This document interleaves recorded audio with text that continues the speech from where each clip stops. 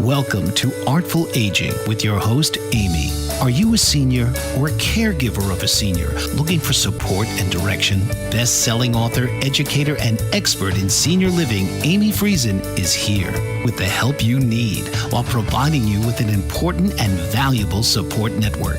So now, please welcome the host of Artful Aging, Amy Friesen.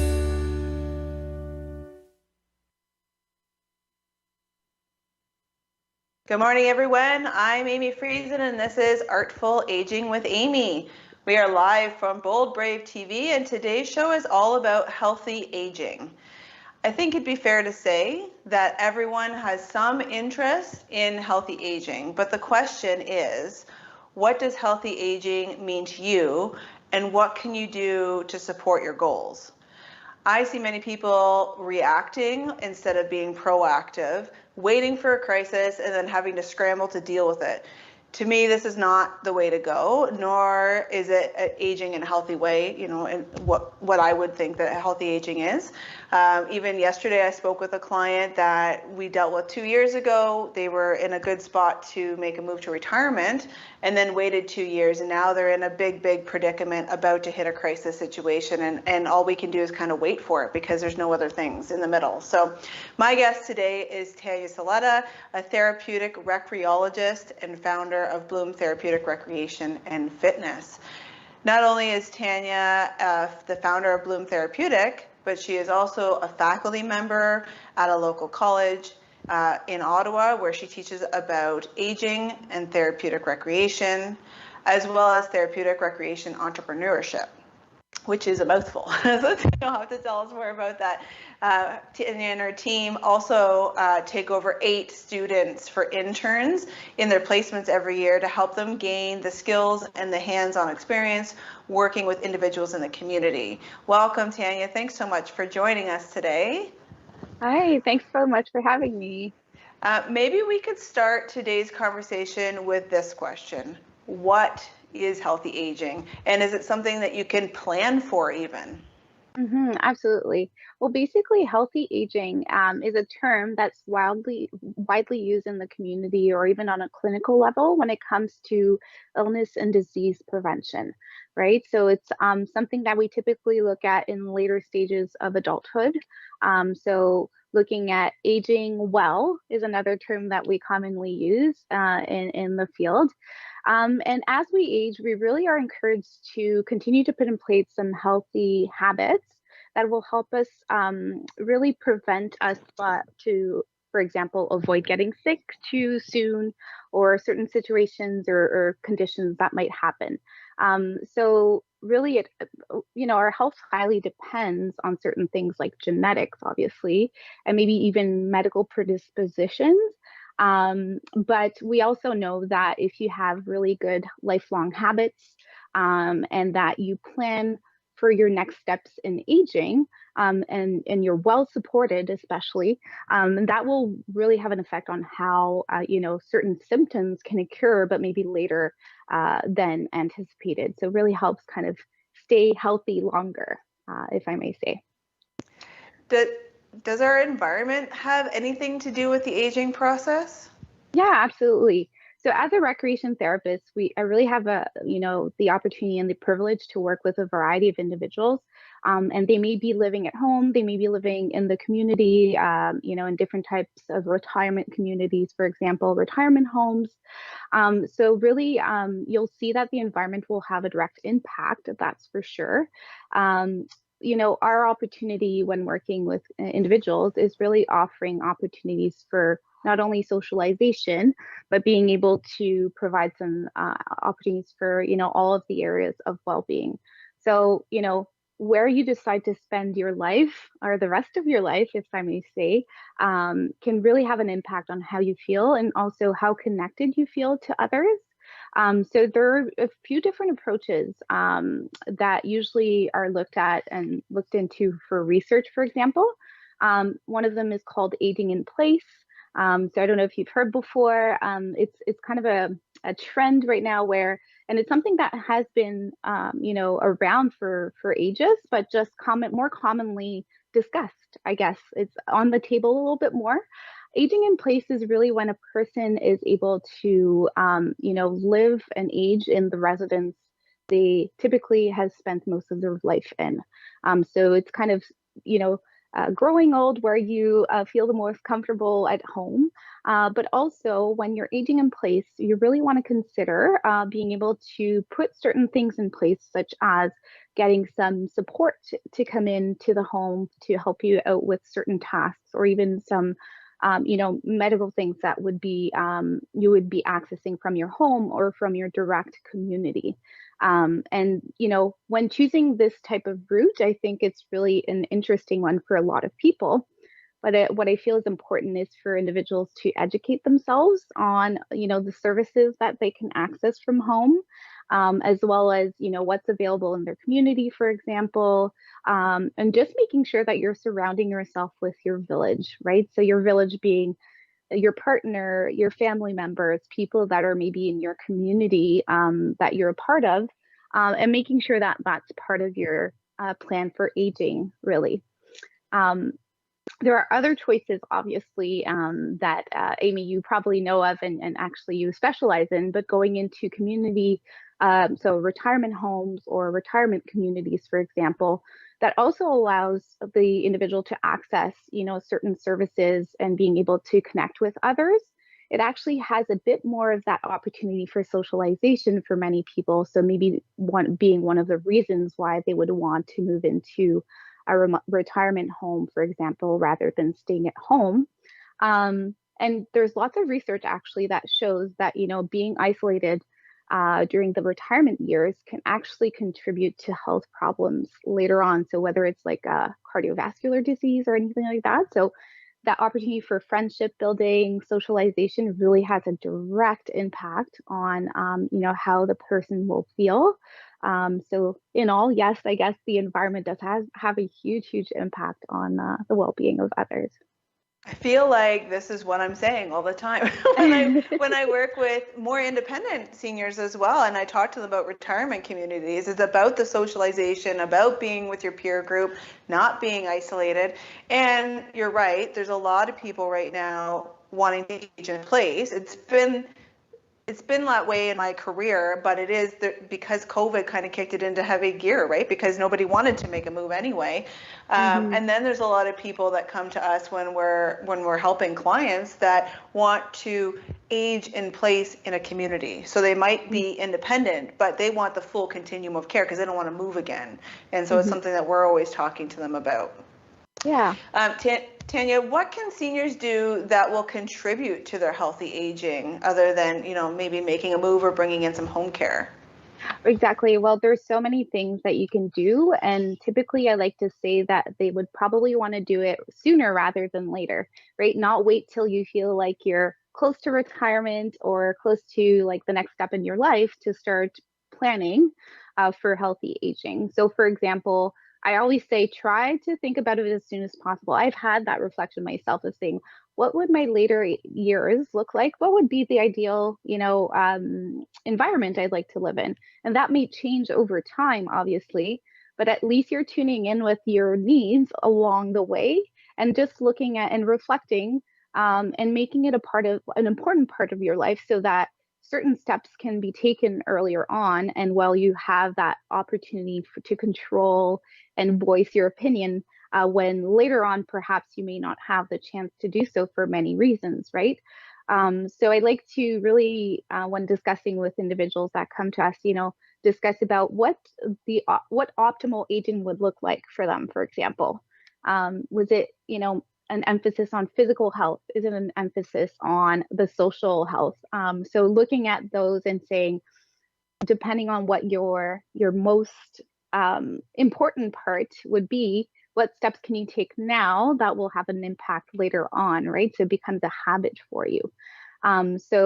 And another really important thing that I find is, so you want to maintain that active lifestyle, for example, as early as possible. It's actually a lifelong habit that's good at any point in your life. Staying socially connected, we talked about that as well. And, eating the right amount of healthy and nutritious food as well. We hear about that a lot. but engaging in cognitive activity as well. So staying sharp, or brain activities, and I may talk about a few examples later on, but it's something that we can do right now that will have an impact later on. So I would say a lot of different things can contribute. And as recreation therapists, we use recreation and leisure as a tool, right? As an essential part of that plan. So what kind of leisure activities can potentially bring you that component of maybe cognitive stimulation or the physical stimulation that you're looking for? So looking at a lot of different things, and I think the main thing for me is making sure that we're planning for it and also educating ourselves about the options that we have. I think that you really just, you said my key word, which is planning on it, right? And I think that with anything, right? And I also find, myself, that there's a little bit of a stigma in the community when you try to plan too early. I remember getting long-term care insurance when I worked in the retirement homes in my 20s, and everybody looked at me all weird that I was like so young, and just trying to put everything into plan so that I have it taken care of. So it's been such an informative conversation. So let's keep things rolling after the break. When we return, Tania and I will be speaking about what we can do as a community to support healthy aging. I'm Amy. You're watching Artful Aging with Amy here live on Bold Brave TV. See you in a few. What if there were a super tiny device that could diagnose the brain and is smaller than a single human hair? What if you could see inside the brain to help an epilepsy patient during surgery or to help the fight against Parkinson's disease? Dr. Patricia Broderick is proud to announce the Broderick Probe, a biomedical and electronic breakthrough. Imagine a probe to help with the understanding and potential cure of brain-related diseases. To learn more, listen live to the Easy Sense radio show with host Dr. Broderick, Wednesdays 7 p.m. Eastern on the Bold Brave Media Network and TuneIn Radio. And to help support the Broderick Foundation, please go to EasySense.com and learn how, with your help, we can fight these horrific brain disorders. That's EasySense.com to learn more and help support the Broderick Foundation. Author, radio show host, and coach John M. Hawkins reveals strategies to help gain perspective, build confidence, find clarity, achieve goals. John M. Hawkins' new book, Coached to Greatness, Unlock Your Full Potential with Limitless Growth, published by iUniverse. Hawkins reveals strategies to help readers accomplish more. He believes the book can coach them to greatness. Hawkins says that the best athletes get to the top of their sport with the help of coaches, mentors, and others. He shares guidance that helps readers reflect on what motivates them, rediscover and assess their core values, philosophies, and competencies, find settings that allow them to be the most productive, and track their progress towards accomplishing goals. Listen to John Hawkins' My Strategy, Saturdays, 1 p.m. Eastern on the BBM Global Network and TuneIn Radio.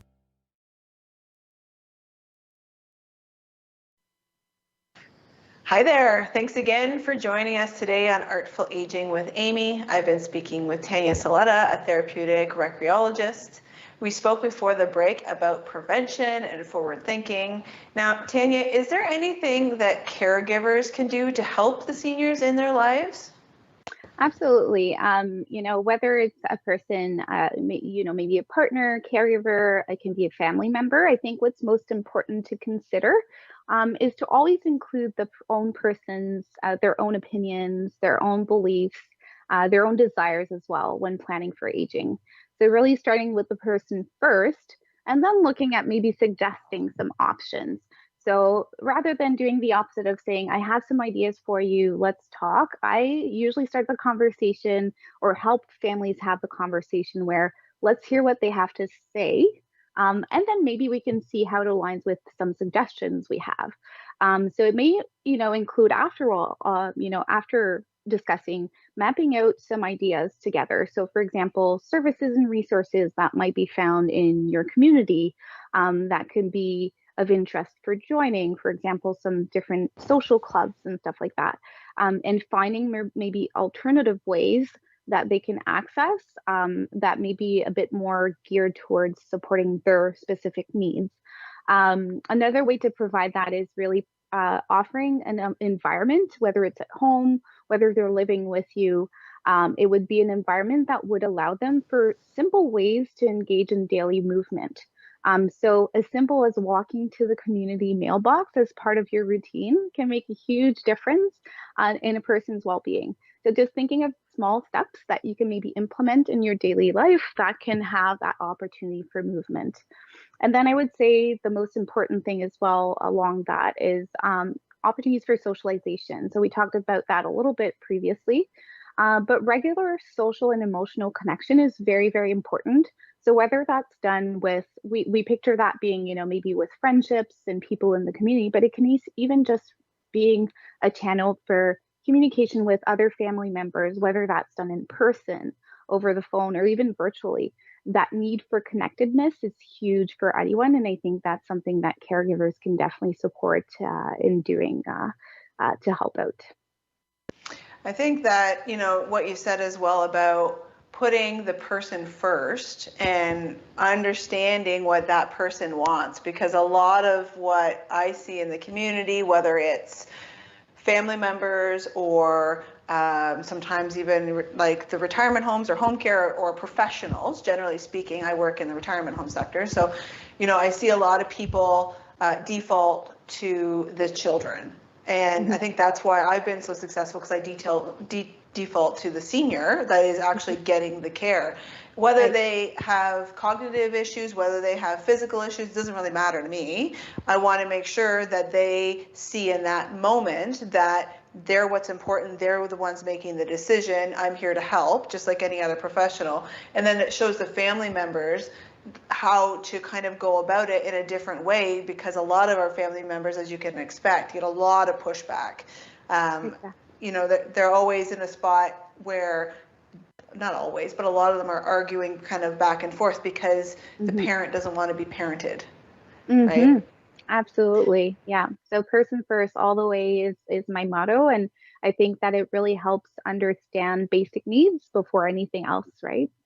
Yeah, for sure. And then that isolation piece too, right? People, it's so important to try to not be isolated or get into isolation, even if you're like me and you just kind of like your own bubble, right? But it's important to not be getting yourself in situations, but sometimes you don't even realize that you've isolated yourself because it's been so long. Again, COVID, right? It's so long, you didn't realize, and then you don't realize what it's actually doing to your health.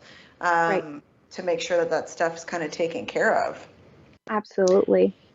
Tania, can you give us any more ideas or maybe a few examples of what recreation therapy is and how you can help? Absolutely, yeah. So I've been a recreation therapist for the last now 13 years. And really what got me into this field is the just idea of saying that this is a very person-centered profession. So we're very strengths-based. We look at the person's strengths and interests first, and then we move on to planning and supporting them after. So we basically specialize in supporting individuals of all abilities and needs.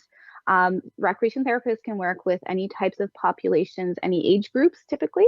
We tend to specialize in certain areas. So for example, I've worked quite a bit with the older adult population, kind of my area of expertise, but I have some colleagues who work in pediatrics, for example, and other types of settings. And really what we do is to support individuals in living the healthiest life they can. So we use, all domains of well-being, and our channel for that is recreation, as I mentioned earlier on. So we use recreation and leisure as part of a treatment plan or a recreation plan to help the person, understand their needs and then access the goals and objectives that they have in mind. So for example, it could be anyone in we actually sometimes also, I just want to mention also as a kind of side note, is sometimes we have individuals who were, entirely healthy and just suddenly had condition, or even sometimes it's just unfortunately an accident or something, and are in the recovery process, and would like to maybe reintegrate certain skills they had to be able to practice past leisure activities that they used to do, right? So really, it's just finding ways to support them and getting reaching their goals through recreation opportunities, and building new abilities and skills through that. A quick example, and you mentioned the pandemic earlier, and it's something that we've seen quite a bit, is people reaching out just, in the last year and a half or even more. We are seeing it's exponential, the amount of people that are reaching out, because they have been kind of, I guess, the isolation portion, and just not being able to access recreation opportunities as much. So we've been able to help them reintegrate meaningful activities that way, and it's been a really good journey just supporting people along the way in the last year or so. That's amazing. And I find that, again, in my world, right, in the recreation, I started in recreation, I won't even tell you how many years ago, and, building the calendars and all that stuff. And I can tell you that they've gone in retirement living, it's gotten so much better because people have started finally seeing that this is something that you really need to pay attention to, the socialization, all of, like you said, all of the different facets of cognitive, movement, things like that. So it's really something that I'm happy that's kind of starting to get more popular. But we'll talk a little bit more in a couple of minutes. It looks like it's that time again, coming up on Artful Aging with Amy. Tania and I are going to chat about an interesting research project that she's currently doing. Maybe you or your loved one can get involved. Let's chat more about it when we come back. I'm Amy, and you're watching us on Bold Brave TV. Did you know that your beliefs create your entire reality, but it's the subconscious beliefs that do most of the creating? Belief shifter and life coach Shiraz can help you identify those limiting beliefs and eliminate them, often in a single session. It was almost instant, I had relief right away. Creating better health, relationships, careers, and finances. Let Shiraz help you step out of safety and into awareness. Definitely something's happening. It's like a flow inside. It feels good. Whether in person or online, Shiraz provides personal coaching, belief shifting. Visit Shiraz at energeticmagic.com or call 416-529-7429. Energetic Magic on the BBM Global Network, Tuesdays at 7 p.m. Eastern. Find your greater happiness. Be well. Be aware. Be magical.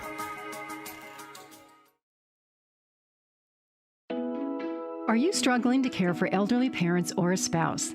Do you wonder if being a caregiver is making you sick? Are you worried about taking time off work to care for elderly parents and balance work, life, and caregiving?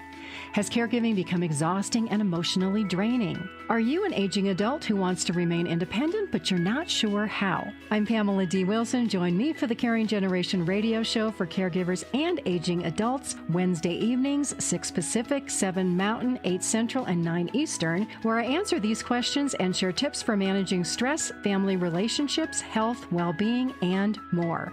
Podcasts and transcripts of the Caring Generation are on my website, PamelaDWilson.com, plus my caregiving library, online caregiver support programs, and programs for corporations interested in supporting working caregivers. Help, hope, and support for caregivers is here on the Caring Generation and PamelaDWilson.com.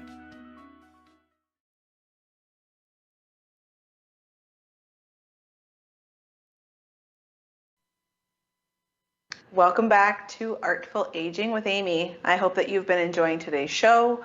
Tania is going to tell us about a special research project that she's been involved with. But just before we talk about the research study, I wanted to touch on the virtual classes that you and your team offer.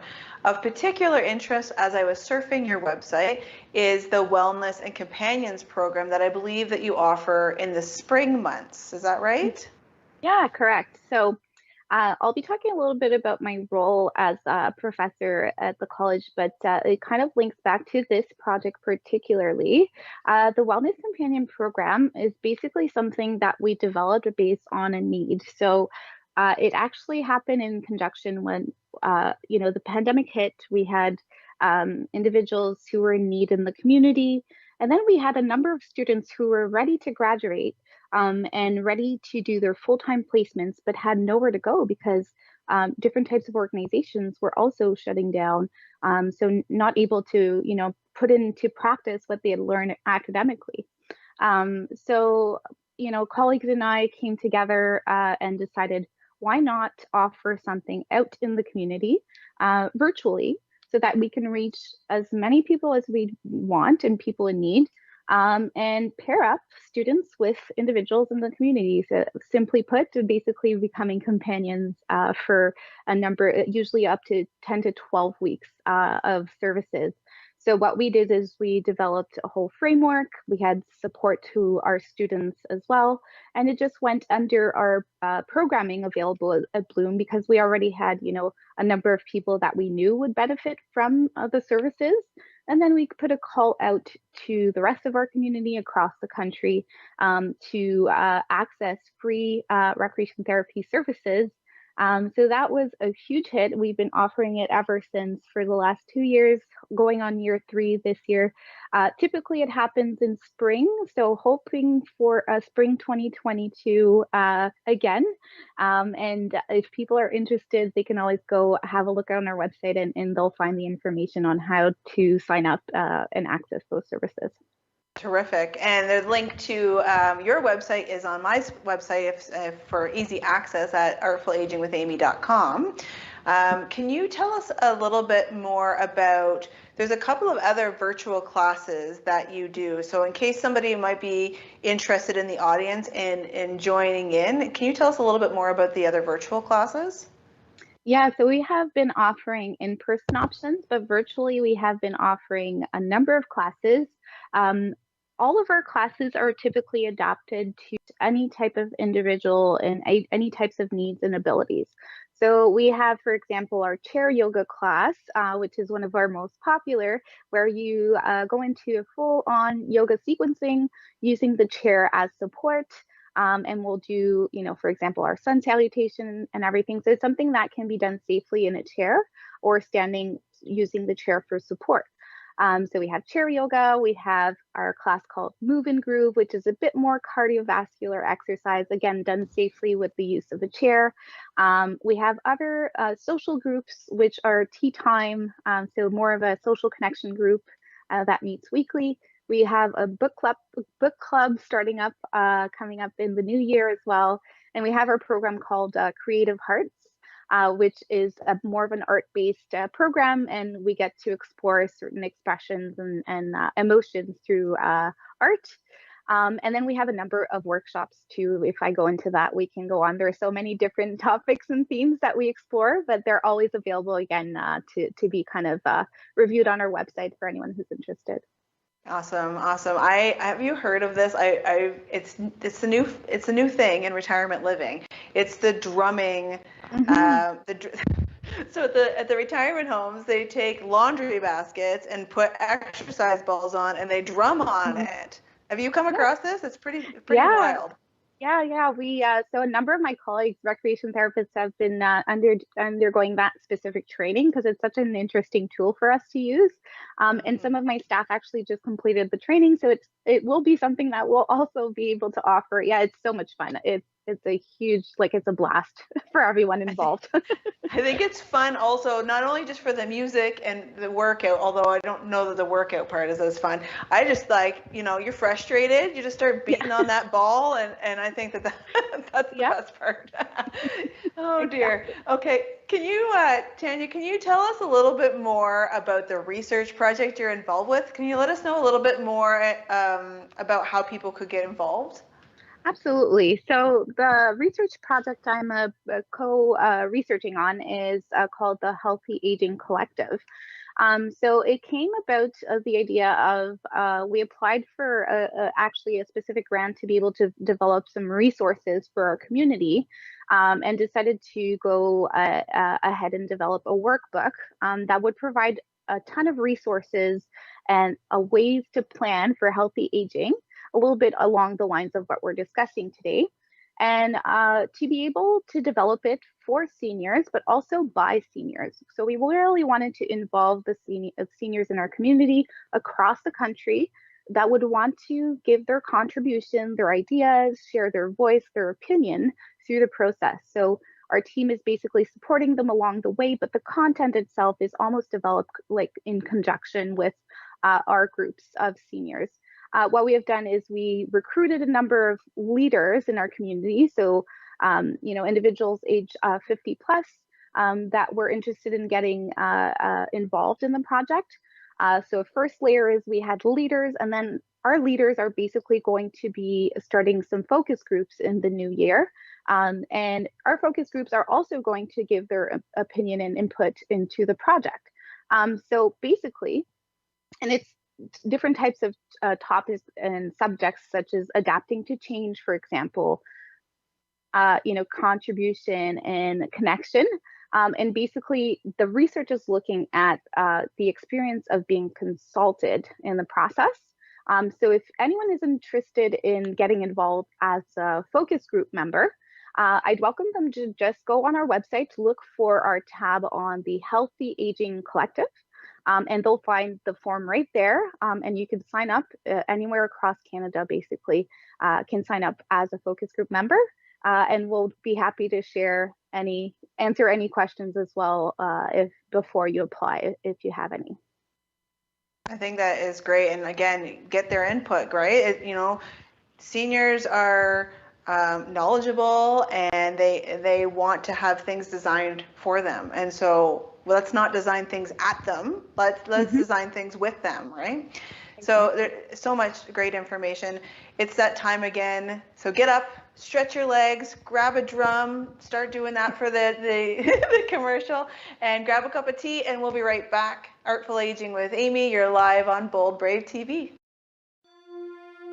The opiate epidemic has reached crisis levels, and with so many families affected by addiction, opiate-related drug overdoses, and death, the time is now to have a real constructive conversation about addiction that could lead to better prevention, treatment, and recovery. Alan Charles, author and keynote speaker on drug abuse and prevention, presents The Alan Charles Show.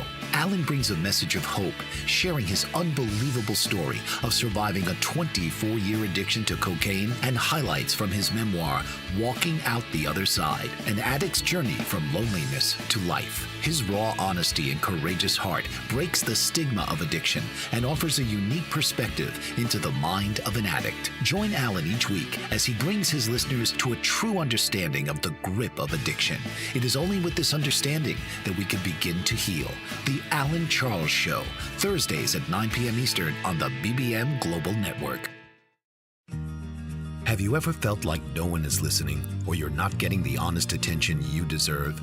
Do you even know the kind of attention you want or need? You are not alone. Alice Aspen March is here to help. Thanks to Alice, through her epiphany and research over the word attention, there are solutions to the attention dilemma. Worldwide audiences have been enthralled and engaged for over 40 years with her visionary and pioneering observations. The kind of attention we get and give is vital to improving our lives and society. Alice and her weekly guests review game-changing insights for transforming and improving our understanding of attention, providing techniques for creating healthier and empowering behavior. Get a new perspective on a mainstream word. Tune into Why Our Attention Matters for fresh and thought-provoking conversations every Tuesday at 3 p.m. Eastern on boldbravemedia.com and the TuneIn Radio app. I hope everyone got their stretches and drum routine down on the break. You grabbed a tea, settle back in for a few more minutes to hang out with us here on Artful Aging with Amy. I wanted to get into a bit more of an understanding of what recreation therapy is, because as you know, Tania and I have been talking about kind of, it's up and coming more than anything. Recreation therapy's always been there, but now people are starting to pay more attention to it. Like I said, in the retirement homes, it's gone from, when I used to do calendars back in the day to specific activities to like all these other fun physical activities and cognitive activities, and it's really, really important. So Tania, you're also a part-time facility member of the Therapeutic Recreation Graduate Diploma at Algonquin College, which is a college here in Ottawa. Can you tell us a bit more about what students would learn in a course like this? Absolutely, yeah. So as you said, as recreation therapists, it's evolved. Like our profession has evolved so much over the years too. From creating a bit more direction and purpose in what we do, and having a more structured and planned, approach to our programming. So basically, the Algonquin College Recreation Therapy course or program is actually a graduate certificate. So students come in with a previous degree or diploma in recreation or any related field. We have healthcare fields as well. And they come in to learn the skills that are required to practice in therapeutic recreation.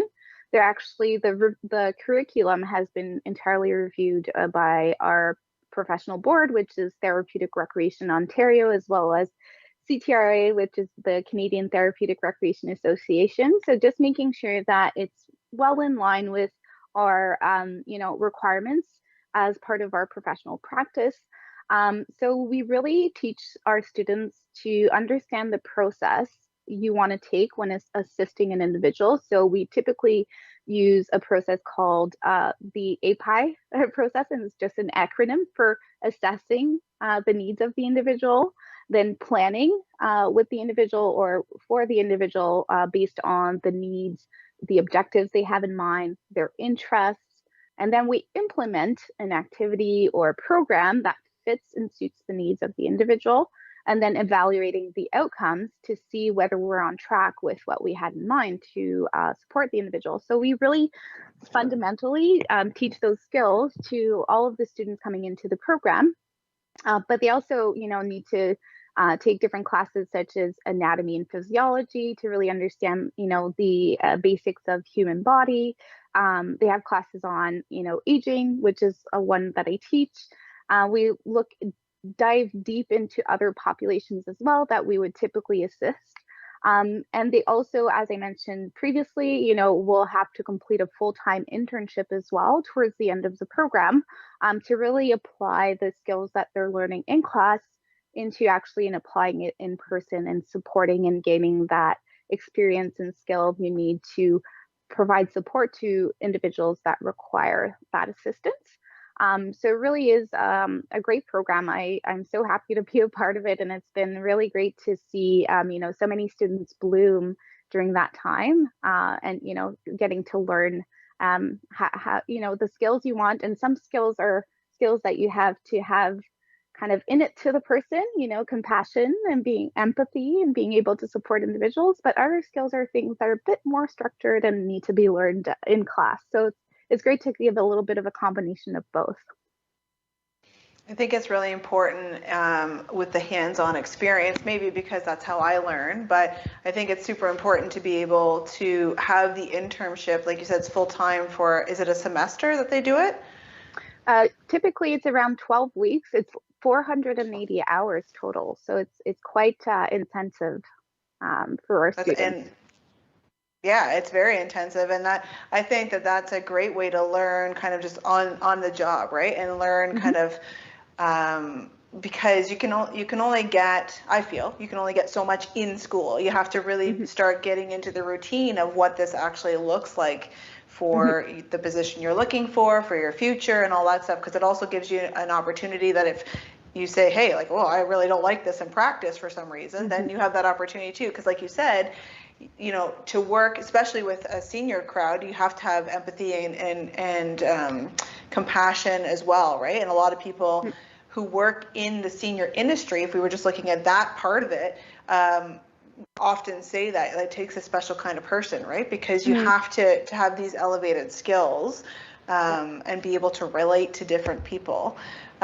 What types of careers, other than maybe specifically what you do, does the graduate program really set people up for? Like, what kind of things can people do if they're interested in going through the program?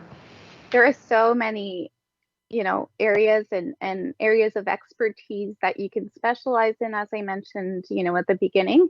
So it really depends on, the skills you come in with, or even maybe the previous degree or background you have. So we'll have certain students, who maybe specialize in behavioral health and will support individuals with intellectual disabilities, for example. So it can be community-based programs.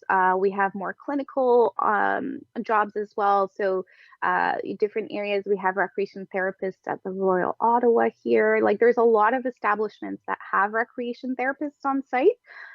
So whether it's clinical in hospitals and rehabilitation centers, mental health as well is a huge area where we can come in and support, provide some enriching and meaningful experiences. Community-based, as I mentioned earlier. And so there's so many options, really. Again, it comes a little bit with where do you feel you fit the best, and how can you specialize in supporting that the population you want to serve. Yeah, for sure. Absolutely. Well, thank you so much for coming on today, Tania. It's been such a helpful conversation. I really appreciate you sharing your wisdom with all of us. For more information about Tania and Bloom Fitness and the research project, head over to artfulagingwithamy.com. There you'll see Tania's bio and the link to her site, as well as our next upcoming guests coming up. So after the break, I'm going to share my top tips with you from today. You don't want to miss it. You've been enjoying Artful Aging with Amy on Bold Brave TV, and we'll see you in a few minutes. What if there were a super tiny device that could diagnose the brain and is smaller than a single human hair? What if you could see inside the brain to help an epilepsy patient during surgery, or to help the fight against Parkinson's disease? Dr. Patricia Broderick is proud to announce the Broderick Probe, a biomedical and electronic breakthrough. Imagine a probe to help with the understanding and potential cure of brain-related diseases. To learn more, listen live to the Easy Sense radio show with host Dr. Broderick, Wednesdays 7 p.m. Eastern on the Bold Brave Media Network and TuneIn Radio. And to help support the Broderick Foundation, please go to EasySense.com and learn how, with your help, we can fight these horrific brain disorders. That's EasySense.com to learn more and help support the Broderick Foundation. Author, radio show host, and coach John M. Hawkins reveals strategies to help gain perspective, build confidence, find clarity, achieve goals. John M. Hawkins' new book, Coached to Greatness, Unlock Your Full Potential with Limitless Growth, published by iUniverse. Hawkins reveals strategies to help readers accomplish more. He believes the book can coach them to greatness. Hawkins says that the best athletes get to the top of their sport with the help of coaches, mentors, and others. He shares guidance that helps readers reflect on what motivates them, rediscover and assess their core values, philosophies, and competencies, find settings that allow them to be the most productive, and track their progress towards accomplishing goals. Listen to John Hawkins' My Strategy, Saturdays, 1 p.m. Eastern on the BBM Global Network and TuneIn Radio. Hi again. Thanks for joining us today. I'd like to thank my guest Tania again for joining me as well. What a wealth of knowledge. And I know that you all heard her say plan, so I'm just going to put that out there. But as I told you in the first show together, many of my clients want to stay living in their home as long as possible, the aging in place scenario. However, I find many people don't put simple things in place to make that happen. Most are just kind of crossing their fingers and moving through their lives day to day, hoping that things will stay the same. But as you know, things will change whether you want them to or not. So it's really important to make this plan, to put things in motion so that you're protecting yourself. You know, you do have some control over that, and how you implement healthy aging strategies and planning now will impact your future in a positive way. Hopefully you've been able to take some good notes today. If not, you can always rewatch or re-listen to this episode. Head over to artfulagingwithamy.com for all the links. For those of you who enjoy the Coles Notes version, here are what I think the top tips of today are. I would say put healthy habits in place would be your number one. Don't just wait for the crisis or change in health to occur. You're ultimately in charge of your situation, and the more things that you can do and take control of in earlier, you will see benefits from that. So don't just watch your life go by. Make sure that you are putting things and healthy habits in place to make sure that your life successful in healthy aging. And number two is put together a support system. Like anything, a support system can hugely improve your success rate. This doesn't have to be family or friends. It can be professionals in the community. Your support network is really just one call away. So as we've talked about in other shows, there's lots of different professionals out there that can help. Not everyone has family and friends they want to share this type of journey with. Mainly family conflicts and mediation that has to happen. So if that's your situation, always reach out to a professional or start with your family and friends and branch out from there. So there you have it. On next week's show, we're speaking with a caregiver who has become a trained yoga instructor and a coach due to the personal circumstances she found herself in. And I can tell you, you don't want to miss it. Even when I was reading some of her notes for the show next week, it got me a little bit teary-eyed because I can very much relate. So if you're a caregiver, for sure, please tune in next week. And if you're struggling with piecing together your senior living journey, you can head over again to artfulagingwithamy.com to grab a copy of the best-selling book, Breadcrumbs. There you'll also find a lot of resources, some freebies to download, and other links to various different resources, all at the tip of your finger. And you'll also find the links to get you over to the replay of this show, as well as our podcast. And I would love you to take a minute, if you can, and you like the show, give me a second and do a thumbs up on the video or podcast app that you're listening to. It really helps boost our ratings and opens the doors for other families to find Artful Aging with Amy a little bit more easily. So from all of us at Bold Brave TV, thanks for joining us for Artful Aging with Amy. From me to all of you, I hope you have a wonderful Wednesday. You've been listening to Artful Aging with host Amy. Many folks just like you feel they're alone in their journey in helping a loved one or caregiver. So tune in each week and let Amy show you that help is around the corner and is just one conversation away. Here on Artful Aging.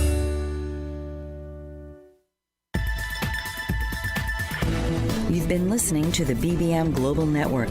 The ideas, views, and opinions of this broadcast are those of the participants of the program and are not necessarily the ideas, views, and opinions of the BBM Global Network Company.